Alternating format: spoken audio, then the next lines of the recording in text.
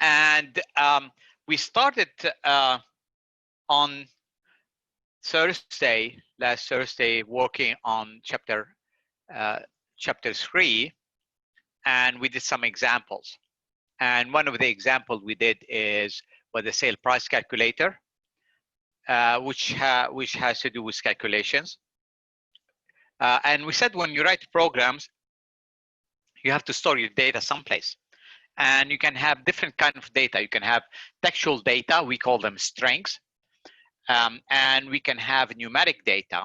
And these can be whole numbers, such as integers, or floating point numbers, such as double or decimal, right? And we did this example in here that, okay, it's kind of slow. I'm going to show you the user interface that basically accept a price, an original price from the user as input. And then it compute the and a percentage for discount. And then it compute the sale price by multiplying the original price by the percentage. By subtracting from the original price times a percentage to get the sale price. The code was implemented, and we created controls in here. And the controls, I want to display them under the, if you don't see the property window, you can always get to it by going to the view menu. And from the view menu, you can go to other windows. And from there, you can see a property window. So if you, for some reason, you don't see the property window, you click on property window in here, and you'll be able to see it. I'm going to hide the Solution Explorer. So this will give you more room for the property window.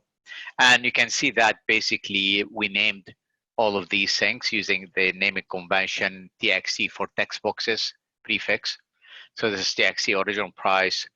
This one is TXT discount percentage. So we have two input and one output.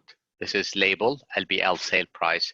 And of course, we have the BTN calculate button and BTN exit button. All right, and we programmed the BTN calculate button on Tuesday, last Thursday. And we said when you write a program, you have to write a program that have four sections. The first section is you declare your variables. And the syntax for doing that is you use a dim statement. And we said you can have basically different type of variable you can declare. If you're dealing with whole numbers, you declare the variable as integer, and you give the prefix int for that. So you say int variable name as integer. If you have a floating point number, then you have an option to declare it as double with a prefix dbl, or decimal with a prefix dec. All right, the author like to use decimal. I like to use the double. And this double gives you 15-digit accuracy, which for most applications is more than enough. You don't need more than 15-digit accuracy. Decimal, on the other hand, give you about 28-digit accuracy, which most of the time you don't need that, right? The author like to use decimal. The default floating point type is double. That's why I like to use it, because it's a default type. And then if you have a textual data, you declare them as strings with a prefix str, right? So this is the syntax of how you declare your variable, variable name as data type. And in this case, for each input and for each output, you declare a variable. So if you look at the user interface, you have two inputs and you have one output. So we need a total of 3 variables, one for each. And I can use the same name as a control names. So in this case, instead of calling this one TXT original price, I can call it DBL original price. Instead of calling this one TXT discount percentage, I can call it DBL discount percentage. And this one, instead of calling it LBL sale price, I will call it DBL sale price. In this case, all of them are money, so they're gonna contain fraction. So I wanna declare them, all of them, as doubles. So this is the declaration section. We declare 3 variables, one for the original price, one for discount, one for sale price. Same name as a controls, except you change the prefix to DBL because they are double. Now, the second step is you do the input. The syntax to do the input is if you're getting a whole number, such as integer, you have to convert the text that you're going to get from the control, right? This is a control, TXT control name.text. It's text, it's not number. You have to convert that to an integer, to a whole number using CINT function. And this will convert to an integer. If you have a double variable, you have to use a CDBL function to convert the text to double, right? In our case, we have only double input. So both of them are CDBL. So we get the original price from TXT, original price control, and we get the discount from TXT, discount percentage control. Convert them both to double. Now processing, always you write it as variable equal expression, not the other way around. You don't say expression equal variable, right? And in this case, we're computing the sale price, which is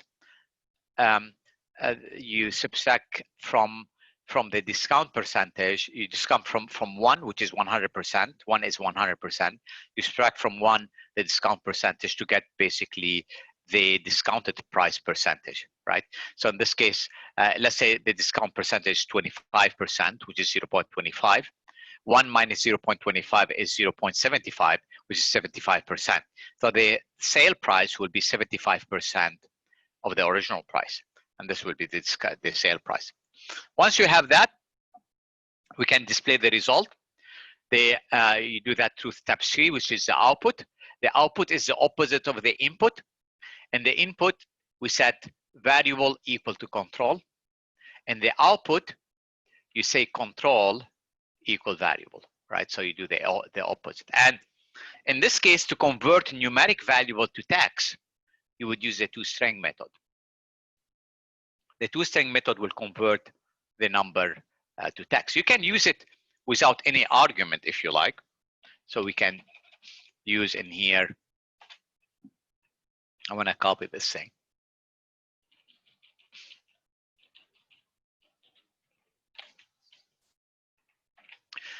You can use the toString method with no arguments, right? So this way we'll convert the numeric variable to string without formatting. If you want to format the string, the numeric value to when you convert to string, you can format it to currency with a $ and comma separator. The 2 in here indicate how many digits of decimal point. You can change that to 3 if you like, or to 0, depending on what you want. But most of the time you want 2 digits of decimal point. The numeric, the N format is same as the currency, but it doesn't put a $. So it put a 1000 separator, but not a $. The fixed format is not gonna put a $, or commas, so it doesn't do any of that. The percentage format is gonna add multiply the number by 100 and add a %. The small d is going to format it small date format, so it's going to format for today's date. It's going to format it as 4/27/20, right? The long date format is going to format the capital D is going to format it long date format, such as Monday, April 27, 2020. Small t is going to display short time. Capital T is going to display the long time. F is going to display the full date, the date and time. All right. There's more information that you can find on that on pages 161 through 168. In this case, we're going to display the sale price that we calculated in the processing section. This is $, so we use the toString method and format it as currency with 2 digits at some point. And this is basically what we did last week, right? If you run it, it should produce correct result, basically. Anyone have any question about what we did so far?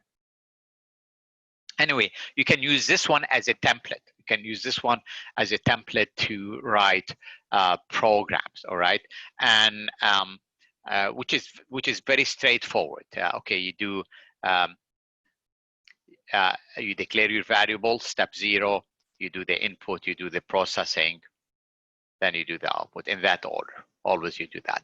All right, so in this case, if I enter the original price is $100, let's say that you have a 25% discount, which is 0.25. 25% is 0.25. Then if you say calculate sale price, they're gonna give you 75% of 100, which is $75, right? So it's working okay. Now the exit button is always me.close. So this is always going to be the same way coded. All right, this is what we did on Thursday. All right, so I want to do more example in here. So I'm going to close this solution, file, close solution, and I'm going to create a new solution, new project, and I'm using Visual Studio 2019, and I'm going to click on File. Actually, this is Visual Studio 2017. I think it did open it. Let me open Visual Studio 2019 because this is probably what you have. Right, so you get that from, I have a shortcut for it. I'm gonna click on that to start it.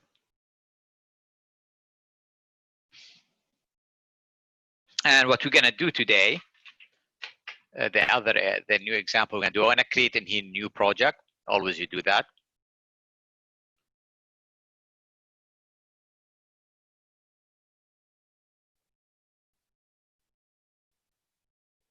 All right, and we have templates. Instead of looking for the template every time, you would select always, the first time you have to pick it up from here. The second time is going to be in here in this project. Always you're going to select Windows Form App.NET Framework for Visual Basic, not C# for Visual Basic. I select this one, say next. And I want to create it in the VB3 folder, which I created last time. And what I want to do today is I want to create in here an application to do a change counter application. And I'll explain what this one is in a minute. Right. So while this is creating that, I want to go to the projector to show you what we need to do.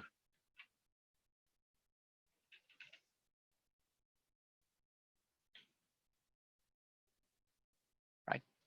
So what we're doing is we're creating this application in here. Right. We create a change counter where we're going to have in here, we're going to have 4 images, which I already downloaded them. These are available on the class website. So one image that display 5 cents, 10 cents, 25 cents, 50 cents. So we have 4 images we're going to add to the project. And then we're going to have in here a label for output and an exit button. Now the image are going to be used as buttons because when you click on the image, it's going to add the value of the coin to the total. So if you click on 5, originally it's going to put a total of 5 cents. But then if you click on 25, it should give you 30 cents. And then if you click on 50, it's going to give you 80 cents. And then 10 will give you 90 cents. So it's going to add to the total, basically. This is the idea. Now, this is a little bit different than the other example we did. The difference in here is you have one variable and you have 4 event handlers, right? You have 4 procedure. Each coin in here is a separate event handler, right? So in this case, the way we learned from the previous example that I just did is we declare all the variable locally to the one event handler. But in this case, we have not just one, we have 4 of them. So we cannot declare the variable locally. We have to declare it globally as a class variable. So this variable in here that keep the total is going to be declared as a class level variable instead of local variable. So this is the difference, the main difference. Otherwise, it's not going to accumulate the total. Let's go ahead and start with this project. So in here we have this form. And let me display the toolbox. It's a good idea to click on the push pen so you see it all the time. And similarly for the property, I want to click on the push pen so I can see it. Now I can change the title to say change counter. So this one is the text property. So I can go to the text property and change that.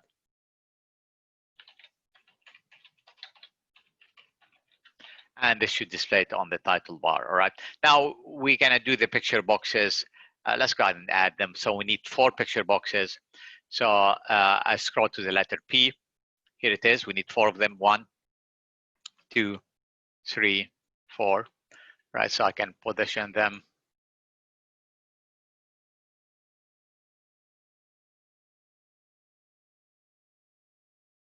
Right, once you position them, I can draw a box that touches all 4 of them. It doesn't have to enclose them as long as it touches them. And this will select all 4 of them. And then I can resize them to make them equal size. Something like that. I think it's good. Right, and while they are selected, I can change the size mode property for them to make them to stretch the image. So the image will fit inside of it. Right, so it's gonna set stretch image property. Right, then I can position them, move them together, position them someplace in here. Maybe these you need to space them out a little bit. The bottom 2, I can move them together. All right, so this is good. And we need to add a label, 2 labels, one for the for heading, and one for the content. Now the label appears small font. We can fix that in by selecting the container, which is the form. Right, after you select the form, you can set its font property to 12 point. So so you'll get a better font for all the control in that form. So you select the font in 3 ellipses, and this is going to bring the font dialog. I'm going to set it to 12 point. So everything going to be set to 12 point in the form. Right, so I'll go ahead and resize that. So this one should say total.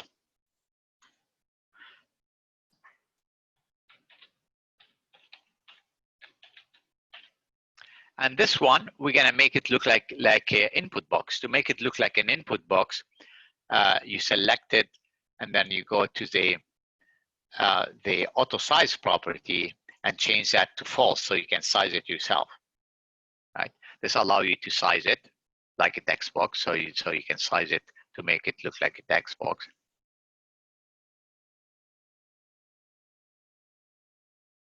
Right?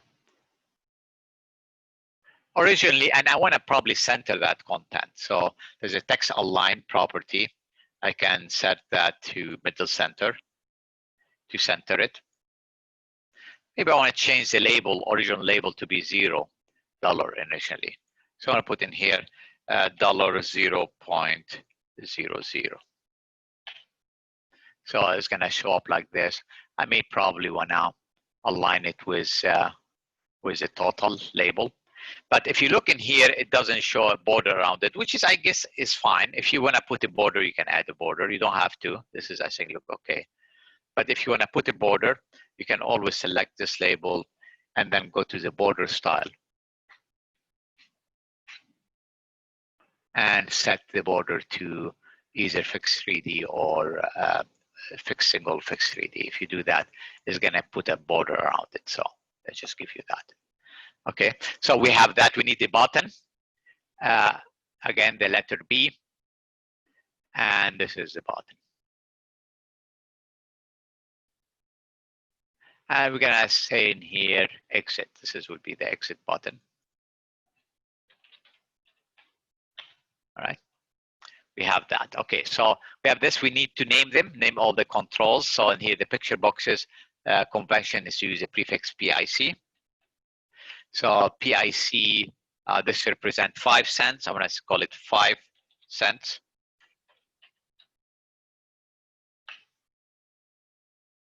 This is going to be 10 cents. PIC 10 cents. This is going to be 25 cents. PIC 25 cents. And this one gonna be picture for 50 cents. PIC 50 cents. All right, and this is a label.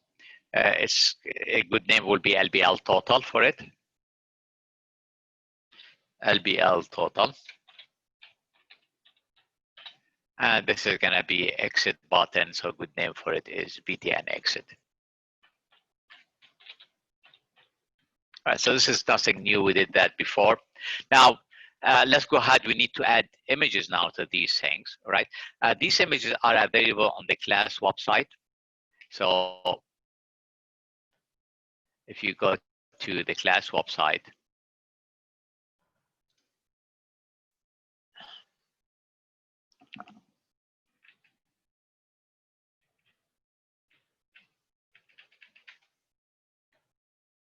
right, if you go to the assignment in here, which is for chapter 3, okay, this is variable calculations.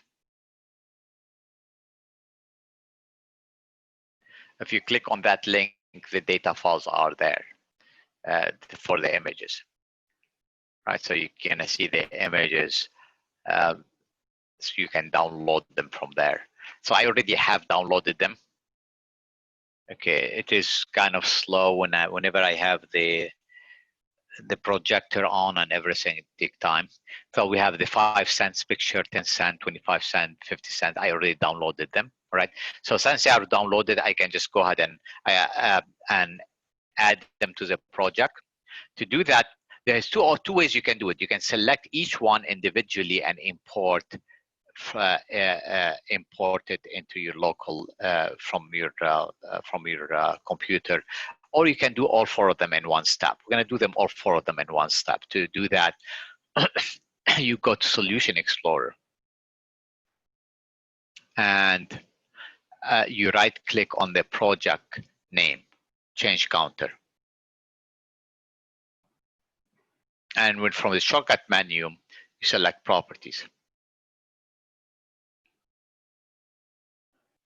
and this is going to give you it's going to allow you to add the resources to your project. And this is what we're going to do. In here, we're going to select resources. We're going to add resources. Okay. And from there, I would select from the, let me hide this thing. It's blocking the view. I want to select from the add source pull down list. I want to select add existing file because we have the files already.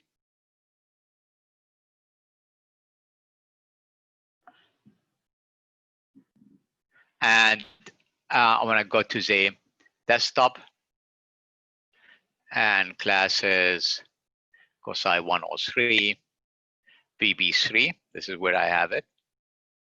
I created a folder called images, and this is where I place all the images. So I want to open that.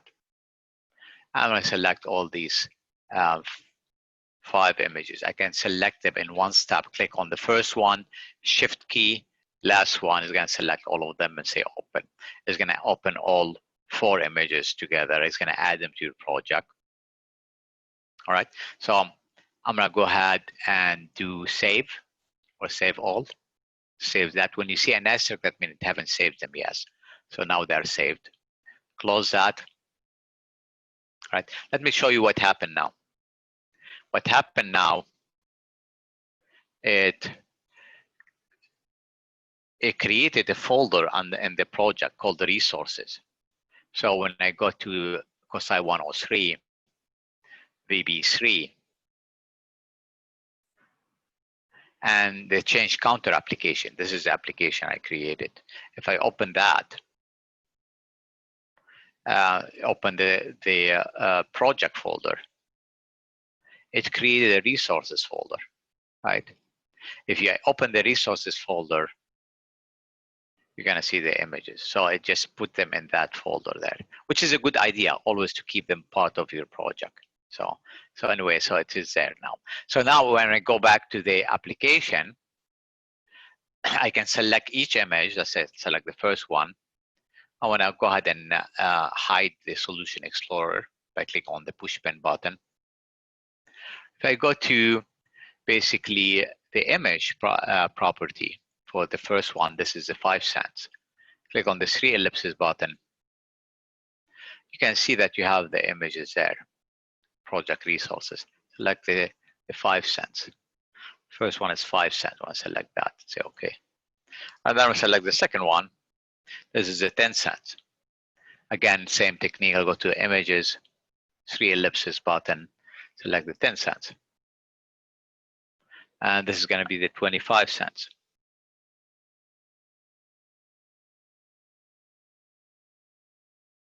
And this is going to be the 50 cents.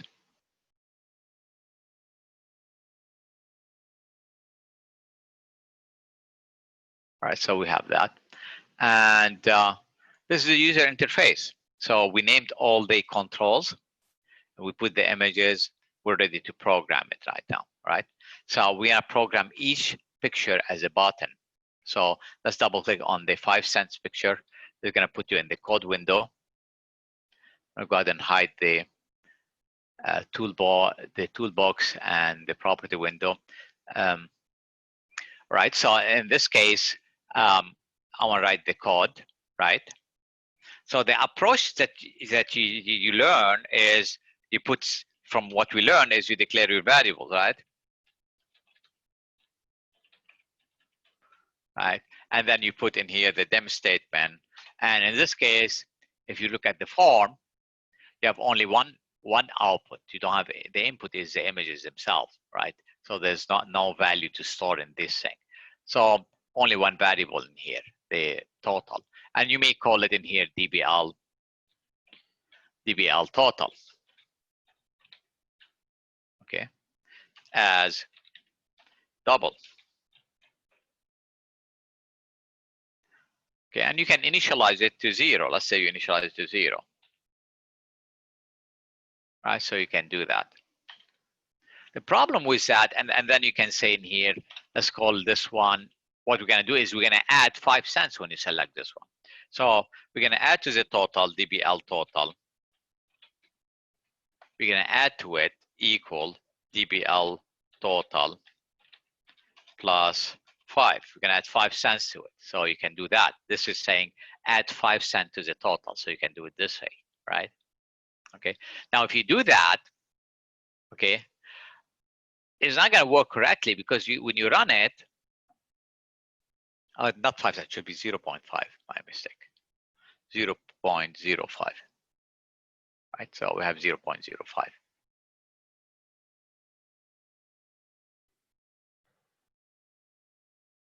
Okay, I don't know if it corrected that or not, but if you do that, okay, if you click on 5, all right, I need to display it, exit.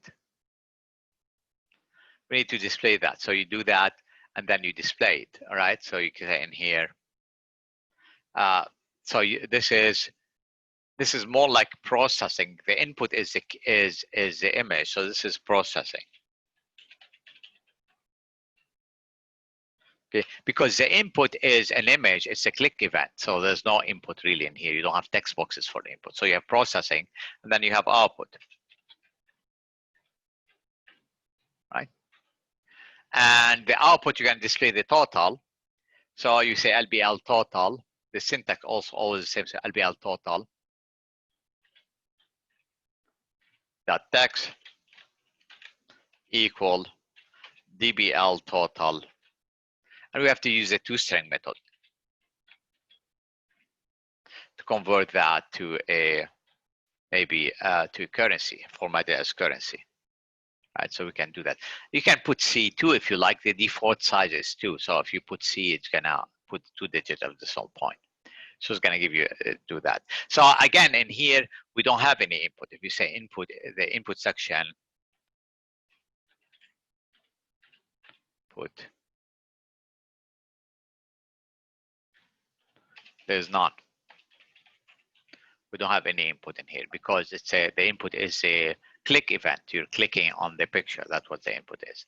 So this will give you 5. But the problem with that is this doesn't work. If I run it, okay, and if I click on the 5 cents button twice, it should give me 10 cents, right? But this is, all right, so this is, we have in here this one, right? Click it the first time, it's gonna give me 5 cents, which is correct, right? But if you click it again, it's gonna reset to 0.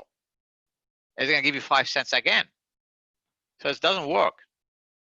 So the reason it doesn't work is because this variable is declared locally inside of the procedure. So every time you run this procedure is gonna be recreated with a 0 value. So it's not going to work, right? So you have to make it global. I want to stop the program. And I want to move this one outside the procedure. I want to do Control X to cut it and move it directly after the class header. This we clear, and here declare class level.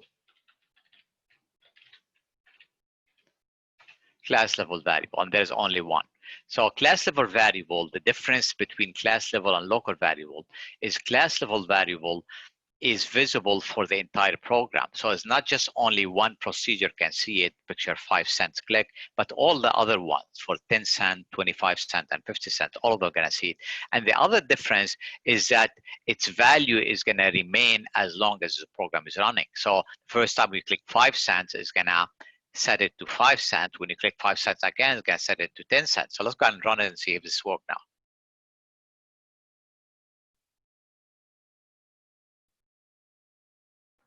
Okay, so I click on 5 cents, give me 5 cents, all right? Click on 5 cents, it's gonna add to the 5 cents, another 5 cents, gonna be 10 cents now, and 15 cents, then 20 cents, etc. So it's working. So in this case, you don't need to use a class level variable, local variable doesn't work, right? So in this case, so we declared only one class level variable that can be used by all other procedure. Let's go ahead and program the other button. All right, I can go if I want to the design window and double click on the 10, all right, to create the event handler, or you can do it from the code window by clicking on the second pull down list and select the pick 10 cents. And then insert pull down list, select the click event. And this is gonna create the event handler. This is gonna be similar to all of them. So I wanna go ahead and copy this thing and Control C to copy it and paste it for each procedure. So it's gonna be, the only difference is this one is you're gonna add 10 cents in here instead of 5 cents because this is a pick 10 event handler. And we can do the other one for the 25 cents. So I'll go and then click on the second pull down list, pick 25 cents and the click event. And again, I can do Control V to paste whatever I copied, but this is gonna be, you can add 25 cents for this one. Right. And then we need one last one for the 50 cents, pick 50 cent picture, click event. And again, I'm gonna paste what's in the clipboard, and this is gonna be 50 cents. So this is allow you to click on any images. If you click on the 25 cents, it's gonna add 25 cents. If you add on 50, it's gonna add 50 cents, etc. So we have 4 event handler. All these 4 event handler use one class level variable. All of them update the same variable, class level. And you have to do it class level in this case. Otherwise, you're always gonna reset to 0 and you're not gonna get correct result. Let's run it one more time, see if everything functions properly. It should. So just give it a few seconds. All right, so it is running. So right now I click on 5 cents, it's gonna give me a total of 5 cents. Click on 10, it's gonna add 10 to 5, it's gonna make it 15 cents. Add 25 to that, it's gonna give you 40 cents. Add 50 to that, it's gonna give you 90 cents. Another 50 is gonna give you $1.40. So it's working okay. So you can, so this is working okay. And in this case, you have to use class level variable. Exit button has not been programmed. It should be meet.close, right? So I can select it from here, btn exit, click event, and you say meet.close, right? Always the exit button is the same way, meet.close, and it should program it. Right? This is basically you know, an example of using class level variable, right? So in this case, we have to use class level variable because if you declare that locally inside of each procedure, they're gonna reset to 0 every time you execute the event handler. Any questions? Right, now, as a rule, it's not recommended to use class level variable, right? It's convenient, and people will say, "Oh, I like it. It just declare it globally, and you can use it everywhere." So I can use this one. I can declare it at the class level. I can use it in the first subroutine, pick 5 cent. I can use it in the second one, pick 10 cent. I can use the third one, pick 25. I can use it everywhere. Declare it one place, and I can use it everywhere. This is a beginner programmer see that as yeah, that they like that, right? But the problem with that, when you make saying very visible, that is, you can use it everywhere, the probability of getting bugs because of that increases. The more you use the variable in more places, the more issues you have, right? For example, let's say that you declare in here and a local variable, them, and you call it DBL total.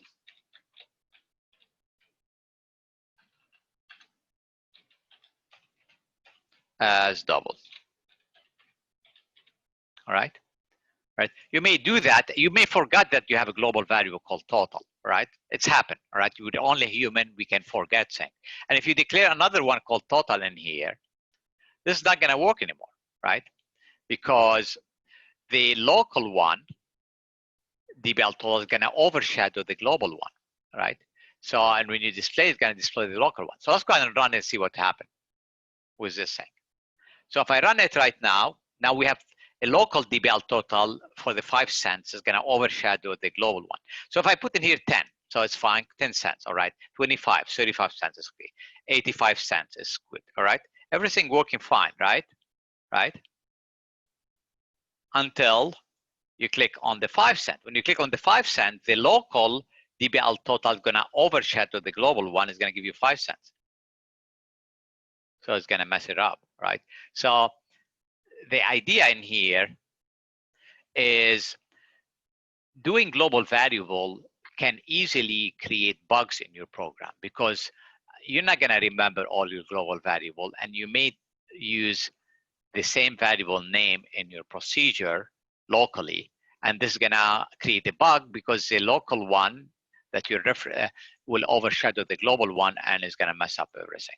So as a rule, you don't want to create a global variable, all right? But you say, well, why we are using this example? The reason we're using it in this example is because we haven't covered functions yet, and we don't know how to create our own user-defined function with parameter passing, and we have no choice but to use it at this point. But but in general, it's not a good idea to do that. I'm going to go ahead and delete this one, and it should be functioning okay right now. Anyone have any questions? Okay, all right. I'm going to go ahead and close this application. So close solution. And I want to create a new solution right now. I want to do something that is, it basically looks like the same as the other one, but we're going to do it a little bit differently. All right, so I want to create in here a new project. Again, I will select the same template, which is a Windows Form app .NET framework for Visual Basic. There's one that is Visual C Sharp. Make sure you select the correct one and select next. And I want to call this one salary calculator.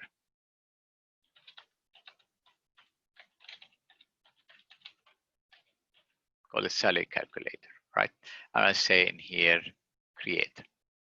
All right, so while this is loading, which is, it did it fast this time, I'm going to go and click on the push pin button for the toolbox and the push pin button for the properties. You can see them. Select the form, set the font property to 12 point. So everything on it we add is going to be 12 point in size. Right, so we have that. Can resize this thing. But let me show you what we're going to do in here. This is going to be called, let me set the title, the text property for that. This is going to be called salary calculator.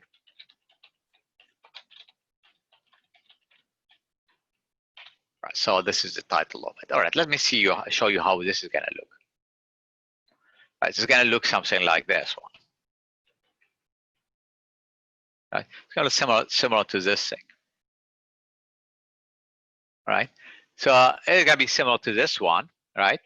Which is nothing new, all right? So we have annual salary, right? So let's say that you enter for annual salary, you enter 120,000, right?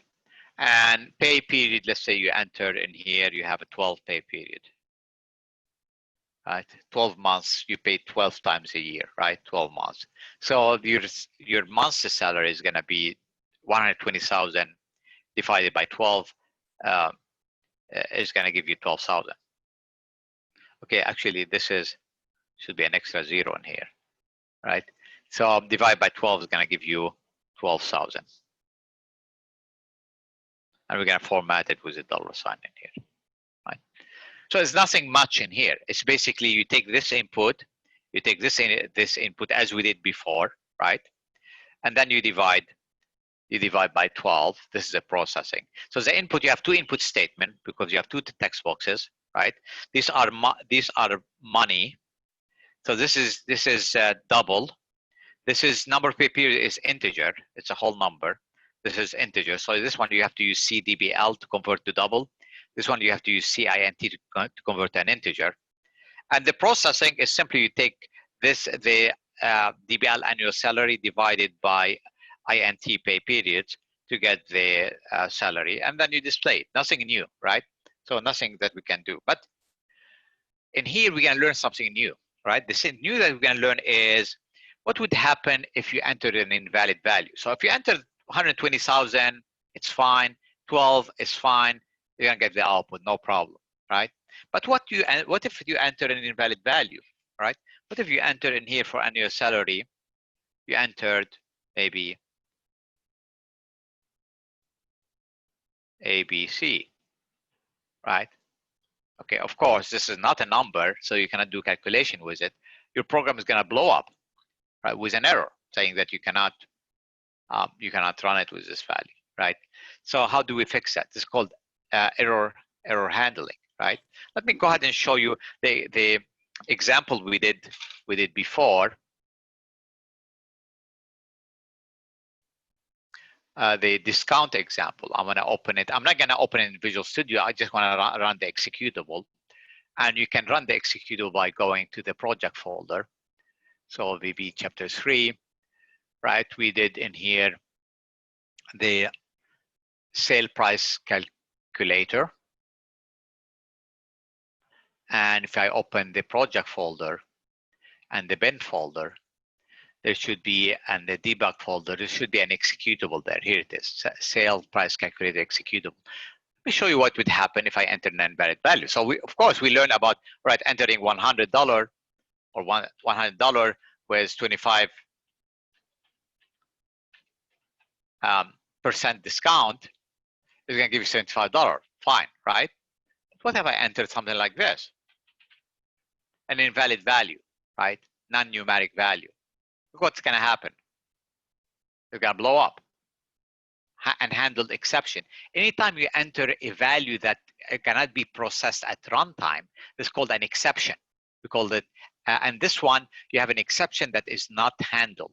So it's called an unhandled exception has occurred in your code. If you click continue, the application will ignore this error and attempt to continue. If you click quit, the application will close immediately. Right? So there's no point continuing here. We're gonna quit. Right? But you don't want this to happen. Right? This is ugly. You don't want that to happen. Right? So how do you fix that? Right? To fix that, you would have to use error trapping. And you may say that this is complex, but it's actually very simple to do in Visual Basic. I want to show you how simple it is to do. So I want to start and go back to this form. And I want to go ahead and do the form first. Let's go ahead and design the form. This is how the form looks. So it's going to have in here 4 labels, because this is a label, 4 labels, 2 text boxes, and a button. So let's go ahead and do that. So I'm going to go ahead and add the labels first. Here it is. We need 4 of them. 1, 2, 3, 4. All right, so we have them.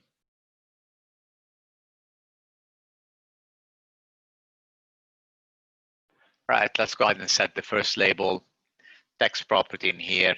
This is going to be annual salary.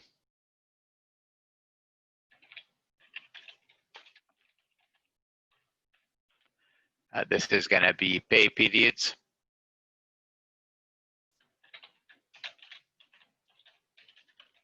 And this is going to be salary per pay period.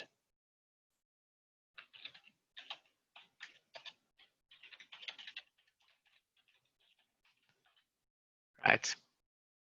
Not align, we'll fix them later on. This one has to look like a label, like a text box.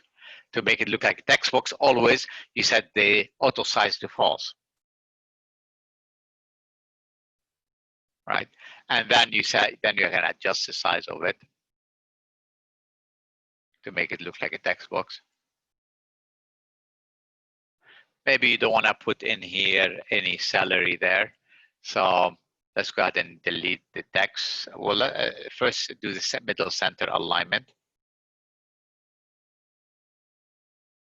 And let's put $0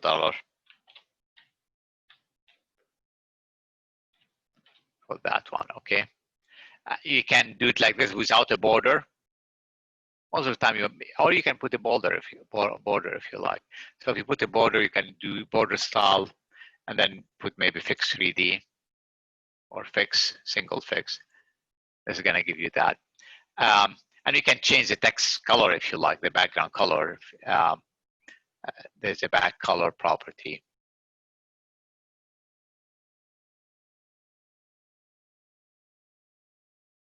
Right, and make it look different. All right, and then we need the 2 text boxes. So let's go ahead and add them. So it's alphabetical 1, 2.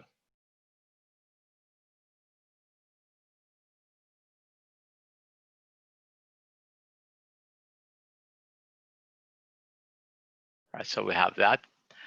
Maybe I'm going to move this thing a little bit close to this thing. Oh.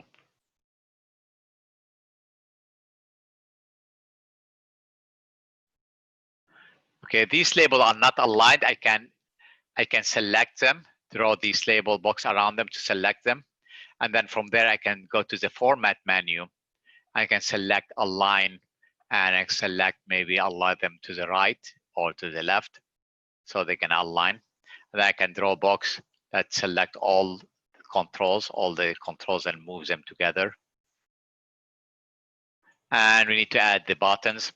So we can have, we need to have one button, the calculate button. So let's go ahead and add that.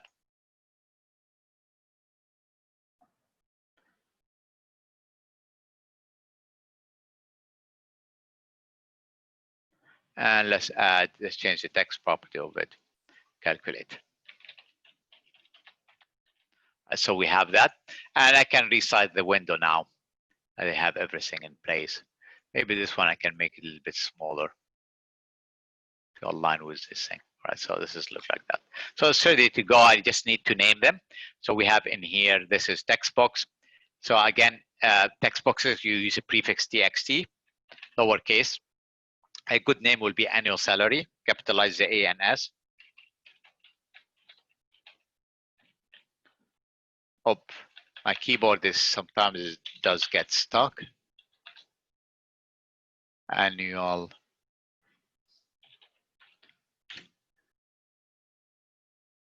Okay. Right, annual salary. This is going to be txt pay periods.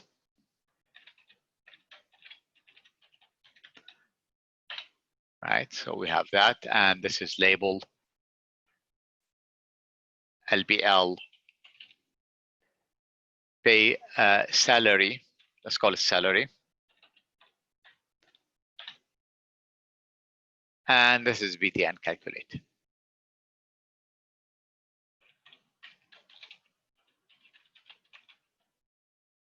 All right, so we have it. We're ready to go. We wrote, we created the interface. We named all the control needed control. We need to program this one event handler, the calculate button. We need to program it. So we double click on that, and they're gonna put us in the code window. So we have our sections. Step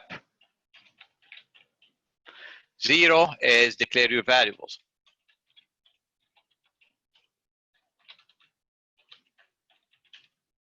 Right. How many variables we need to declare? Let's look at this one. How many variables we need in here? Each text box, each input, each output is a variable. We have 2 text boxes, 2 input, and 1 output. So we need 3 variables, 1 for each. All of these are money. Okay, at least annual salary and salary are money, which is floating point numbers, so it'd be double, right? But pay period is integer, it's whole number. So you can have a number of months is going to be integer. So we have 2 doubles and 1 integer. Pay period is going to be an integer. All right. So let's go ahead and declare them. All right. So use the dim statement for that. So first we're going to have the annual salary. We're going to DBL the prefix for double. The author like to use decimal, so I use DAC if you like decimal. I like double. DBL. And I'm going to call this one annual salary. Same as the control name, instead of TXT, it will be DBL. This is going to be as double. Right? This is, didn't catch it. Right. Next one. Them. The pay period is integer, it's whole number. So int pay periods as integer.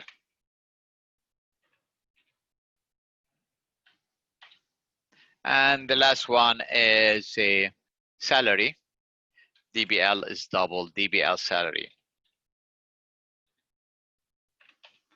as double. Right, IntelliSense, sometimes it detects what I'm typing and then you press tab when you see it. It's a good idea to use it always. So this is same as before, right? Same as before. There gotta be something different. This is a new template I wanna give you to you. This will provide exception handling. All right. The new template you're gonna see is this. You do step 0 first, right? Directly after you do step 0, which is declaring the variable, you type the word try, right? Try. 3-letter word, try, and you press enter. When you do that, automatically, Visual C++ is going to add the catch phrase for you, right? And you go directly to the catch phrase, right? The catch block, it's called the catch block. And you type in there, message box, just do want to display an error message. I want to display it in a pop-up box. I say message box that show, if you remember that within chapter 2, and we display an error message in here. In here, enter numbers only.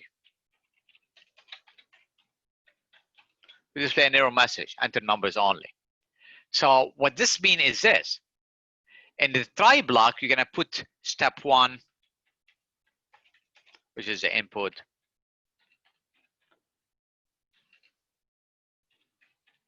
Step 2, which is the processing. And step 3, which is the output.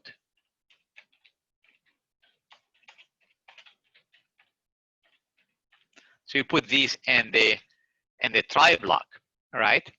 So it's still as before. You do step 0 first, right? But now step 1, 2, and 3, you put them in the try block. And in the catch block, always you're going to put an error message, enter numbers only, right? So always you're going to put a message box show enter message only. This is kind of template in here. You put step 1, 2, and 3 in the try block, and we do them like we did before, right? So in here we have 2 input, right? So let's put the syntax in here. So the syntax is basically, you can say if you have an integer variable equal, use the CINT function to convert to an integer, txt control dot text. And if you have a double variable,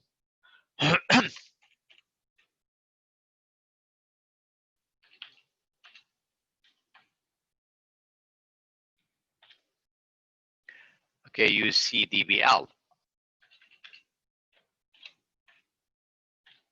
And if you like the author like to use a decimal variables,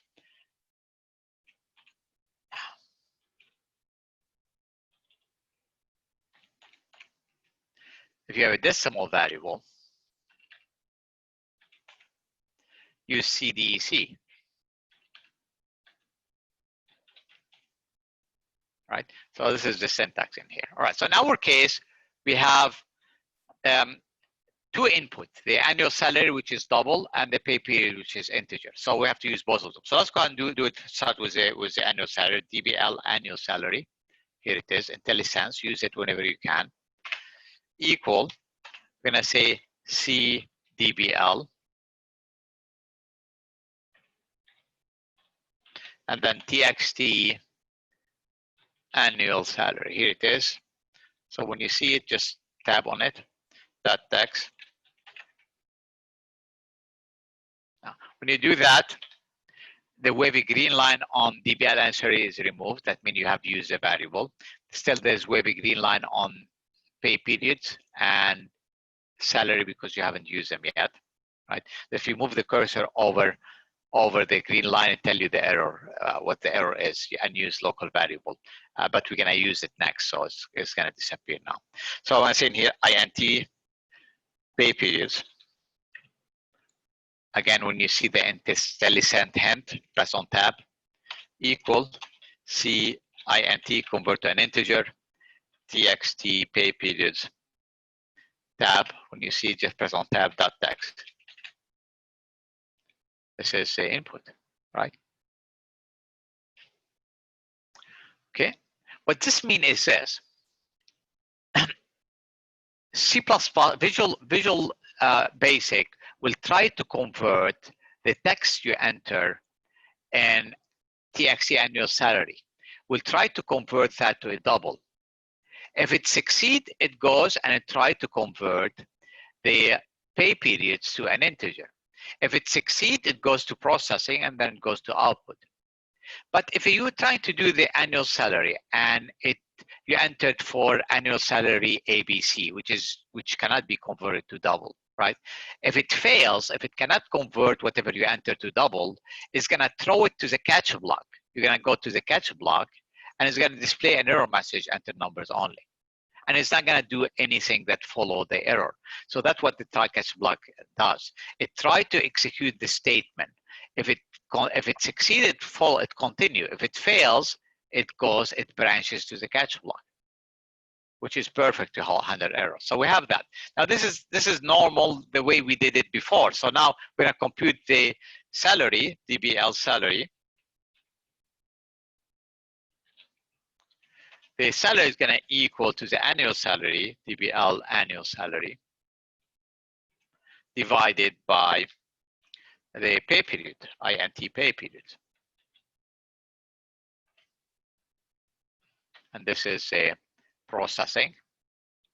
Now again, what if you enter 0 for pay periods? If you enter 0 for pay periods, this is not gonna fail in here, right? Because 0 is a number, is an integer. So it's gonna continue, but when you try to divide the salary by 0, it's gonna give you infinity.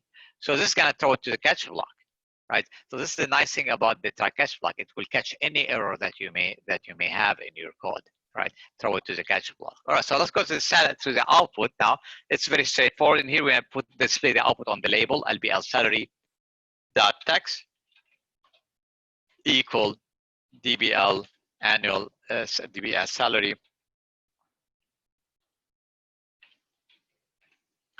dot toString, and we're gonna format that as a currency with a C formatting. And this is the code,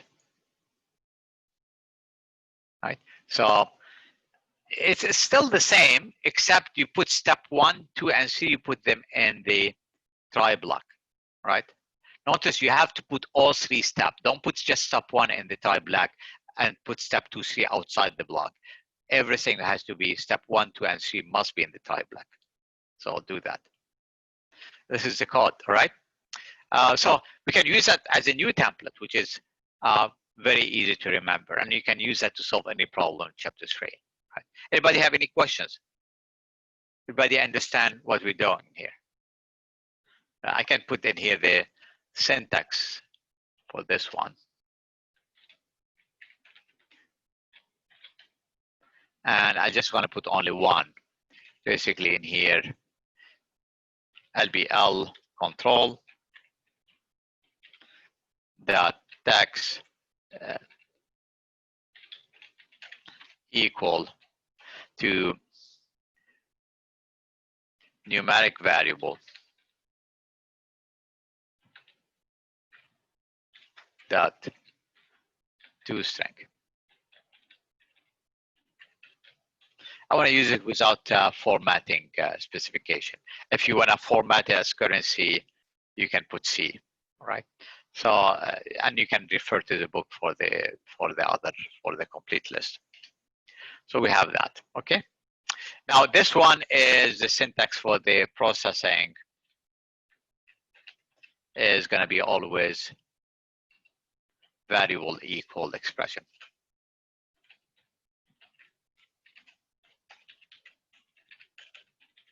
Okay, not the other way around. You cannot put expression equal variable, right? So you can say DBL salary equal DBL annual salary divided by in pay period. You cannot say it the other way around. You cannot say DBL annual salary divided by pay period equals DBL salary. So always variable on the left-hand side, a single variable. All right, let's go ahead and test it. Let's go ahead and run it. So I'm going to go ahead and click on run. And the first time we're going to put valid values and see if it works. And it should. Okay, and then we're going to put invalid value and see what would happen, right? So just take time to compile, waiting for that to finish.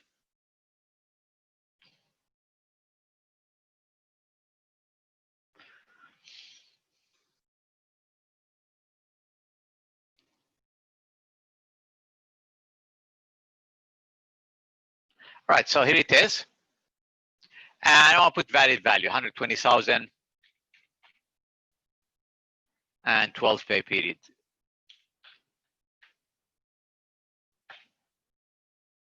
All right, what's going on? 12 pay period. Calculate 10,000, so it's working okay. All right, let's go ahead and try now an invalid value in here. All right, it's going to tell you in here until numbers only. So it didn't like it. All right, so it's fine. Let's go ahead and put in here 100,000. So this should work okay, fine. Now let's try to put 0. It gives you infinity. So usually most programming language, if you try to divide by 0, it creates a runtime error. Visual Basic apparently display infinity. So okay, it's fine. So this is what works. So this is working fine. So it's very easy to handle error. Anyone have any questions? All right. Let me go ahead and close the solution.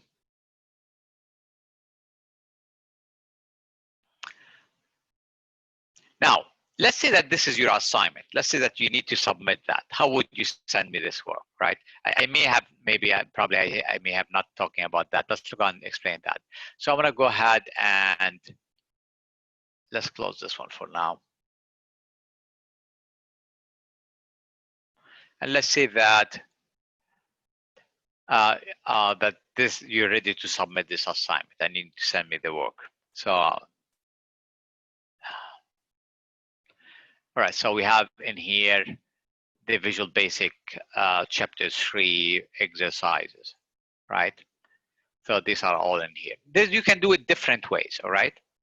You can do it if all the exercises for chapter 3 are in one folder and you don't have any extra thing you don't need, you can simply right click on the folder VB3 and say send to compressed zip folder.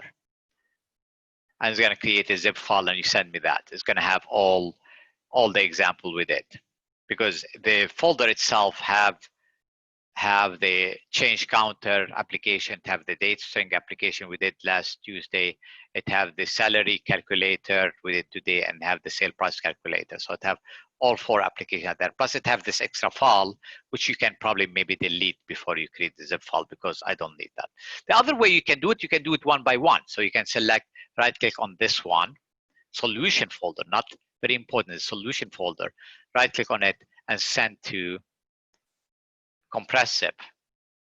And then click on this one, send to compress zip. And then click on tally calculator, send to compress zip.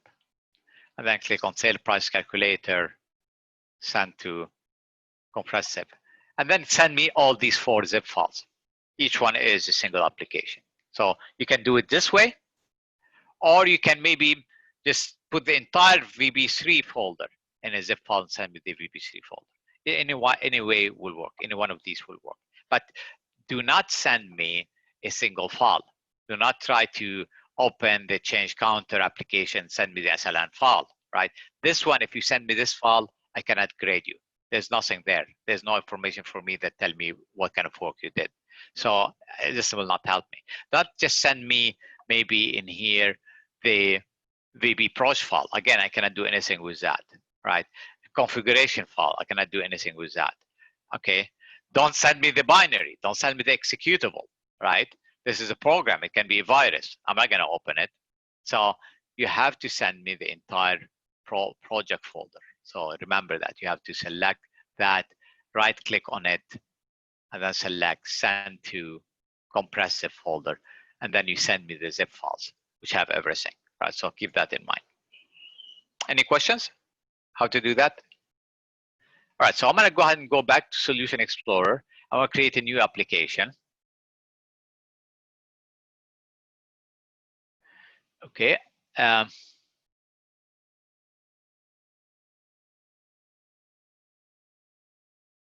New project. I'll select in here the template, which is also the Windows Form app for Visual Basic. Say next. This one we're gonna call room charge calculator. We're gonna be in the hotel business, and we're gonna have basically a form for data entry clerk to welcome guests and calculate their charges. Right, so we're gonna call it room charge calculator. I want to say create. Right, and this is going to be a big form. First of all, I'm going to select that. I want to increase the font size to 12 point.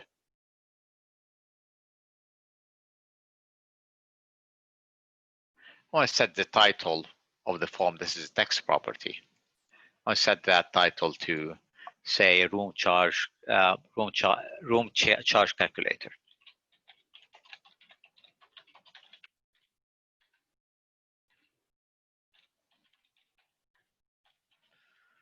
Room charge calculator, press enter. You're going to display on the title. That's what we have. Okay, so we have this form. I may have to adjust it. It's going to be a big form, but let me show you how this is going to look like. I'll display the toolbox. So we have that. Okay, this is what we're doing. Oh, not this one.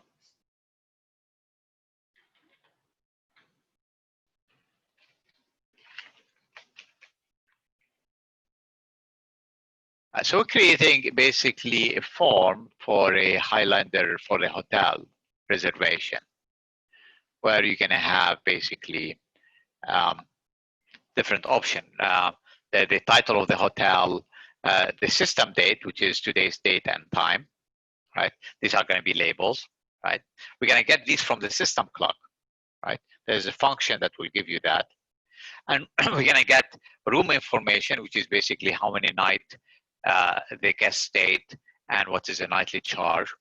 These are text boxes, room service, telephone, additional charges for room service, telephone, and miscellaneous. All of these are text boxes. So we have 5 inputs, 5 text boxes, right? And then we have the output is for calculating the charges. So we have the room charges, which is basically simply you take the number of nights times the nightly charge to get the room charges. Now the additional charges is you add the room service to the telephone charges to miscellaneous to get the room service. The subtotal is you add the room charges to additional charges. The tax is computed as a percentage of the subtotal, and the total charges will be the subtotal plus the tax, right? So this is what we call what we're calculating. Notice in here, this program have different section. It have in here a room information section. It have additional charge section, and it have a total charge section. These sections that you see them in here would have a small box around them. These are called group boxes. So you can put controls in some group boxes if you like, right? So let's go ahead and do the user interface today. I don't think we're gonna be able to do actually I'm not sure, I don't think we can do much programming of it today. Let's go ahead and just start, put as much control as we can today, and then we'll continue with that on Thursday. But all right, so we need in here first to add some of the labels for the title, for the heading. So this is gonna be in here the heading for the hotel. So this is gonna be bigger font. So let's increase the font on this one. I said 12 point for this one. Let's make it maybe 20 point, and let's make it bold. Right. So we're gonna put here for the tax. The name of the hotel, Highlander Hotel. So we have that. And then we need to add some labels for the date and time. So in here we have two of them, 1, 2, and we're gonna put them in here. Basically, it's gonna say today's date and today's time. So I'm gonna go ahead and select that, not the name, the text. And I'm going to say in here today's date.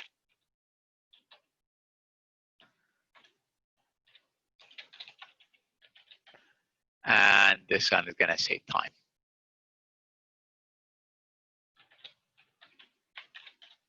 Right? Okay. The text property. Right. To need to align them, I can draw a box that touches them. And I can do, there's a shortcut in here, toolbars, instead of going to the format menu. I can align to the right, so they are aligned. And I can move them in here, right? Next to them, we're gonna display the system date and time. So we need two labels for that. So let's go ahead and add them. 1. I can start with 1. Take this one, make the auto size property to false, and size it. Okay, and need a little bit big size because we're gonna put the full date. I don't have to put a border around it. Okay, so I'm gonna go ahead and click on that and just put it in here. Right, and let's put in here for now, let's put a value in here. Let's put any date value for now. So let's say in here, April 27, 2020. This is gonna change when we run it. So we're gonna put that in. I wanna select this one and copy it. Okay, instead of just selecting label because this is already formatted for as. I'll put it next to it for the time. And I'll change the value in here just to put any time in here. Let's say 10:30. Right, so it doesn't matter, this is gonna change as soon as you run it. So we're gonna have this thing, right? So we have these things. Now, of course, when you run it, you don't wanna display this thing, you wanna display the actual date and time. To do that, you have to use a special event handler that run every time the application loads, every time you run the application. So if I run it right now, if I click on start, it's gonna give you April 27 and 10:30. Right, it's not gonna pick these value from the system date, from the system clock. It's just gonna display them. All right, so we're gonna display them. And even so, if these are not correct, it's gonna display them. Right. One way you can fix that is you can pick up a blank area in your form. In here, for example, right? Double click a blank area in the form. This is gonna create the form load event handler. The form load event handler is a subroutine that's going to execute every time the form loads. When you start the application, that's what's first going to happen. And what we're going to do in here, we're going to set the system date and time. So when I say in here LBL, today's date. Oh, I didn't name them. Let's name them. So let's name this one. This is going to be the today's date. So I want to call it in here LBL today's date. And this one I want to name LBL today time. So we're going to name them. Now what we do now is in the code window, I can use this label LBL today's date dot text to equal, and then I can call a function. This is what we call a now function. And there's today function and there's a now function. Today will give you only the date. Now function will give you the date and time. So I can use now, and then I can say dot to string. I can format in here to display the long date. And I can say in here LBL today time dot text. I can also use the now function, which give you the date and time. And I can say to string. I can display in here the long time format. And this is every time you run it, it's going to execute these two statements to display the system date and time. Let's go ahead and run it, see what this is going to do. It should display today's date, which is April 27, but it should give you the time accurately to the, here it is. Display it in the long format, Monday, April 27, 2020, because I'm using capital D. If you want the short format, you can use lowercase d. And this is say the long time format, which is the hours, minute, and seconds, right? If you want just the hours and minute, you can do the lowercase d. So this will give you that. Now, let me show you what would happen if you use the lowercase format. If I use lowercase d and lowercase d, right? It's going to display them short date and time format. So so it is of course an option, but most of you may want to do it long. So this can display them in that shortened format, right? So anyway, I'll go ahead and keep them capital. And this is all what we can do today. I will continue with this application on Wednesday, right? So so we're gonna do much more in this form, but let's save that for now. And we will continue with that on Thursday. We should finish on Thursday. We'll do actually maybe another example also. We'll talk a little bit about debugging. So we're gonna start talking about that, and on Thursday I will finish this application and do one more example. And then we will start with a PowerPoint presentation for chapter 3. Anyone have any questions? All right, so it's let me go ahead and stop the recording, and then if you have questions, I can address them. So 1 second.